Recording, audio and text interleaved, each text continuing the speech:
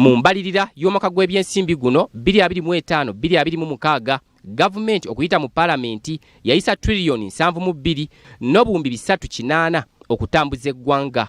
Mu kitundu ekyasooka trillion 2 n'okusoba ze zafulumizibwa nga kati trillion 18 n'obuwumbi 432 ze zifulumiziddwa okutambuza eggwanga mu kitundu ekyokubiri okutuusa omwaka ogujja. Out of the 72.38 trillion, therefore, for this financial year, 20.18 trillion was released in first quarter, as shown in the table, and shillings 18.43 trillion has been released in the second quarter, resulting into a cumulative total release of 38.61 trillion for this financial year, which is just about 53.4%. Amyuka omutesiteesi omukulu mu minisitule ey'ebyensimbi Patrick Ochairapu atangazizza embeera y'ebyenfuna bweyimiridde naawe essuubi ng'ebyenfuna bwe byongedde okulinnya. Real GDP grew by 6.3% in financial year 24-25 and is up from 6.1%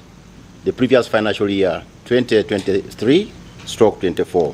The size of the economy in nominal terms increased to shillings 227.88 trillion in 2024-25, up from 203.71 trillion the previous year.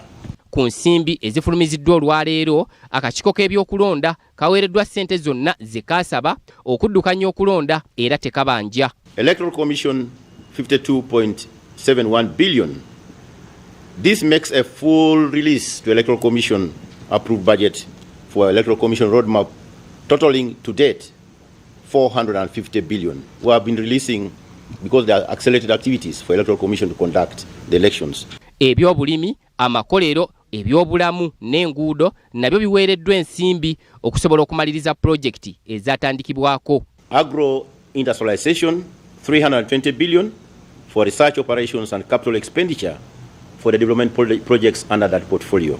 Under tourism development, the T in the ATMs, we have released 53.65 billion to Ministry of Tourism, Wildlife and Antiquities and Uganda Tourism Board. Wabula wadde nga waliwo abasomesa abamaze ebbanga nga bali ku keediimo, Patrick Ochairapu ategeezezza nti tewali nsimbi zonna zigenda kubaweebwa mu mbalirira eno, balinde mu mbalirira y'omwaka gw'ebyensimbi ogujja 2026-2027. Our job now is to look for money for that implementation beginning next financial year. Public Service is running the numbers, and those are the numbers that will inform the quantum as we conclude the planning and budgeting. We have started the planning and budgeting for next financial year. Okusinzira ku mbalirira eyakakasibwa eya trillion 72 mu obuwumbi 308, ebitundu 53 n'akatundutundu kamu ku buli 100 ze zimaze okufulumizibwa mu makati g'omwaka ogw'embalirira, wabula nga ku ssente ezifulumiziddwa leero ebitundu 35 ku buli 100 zigenda kusasula ku bbanja lya Uganda eriri mu trillion 116.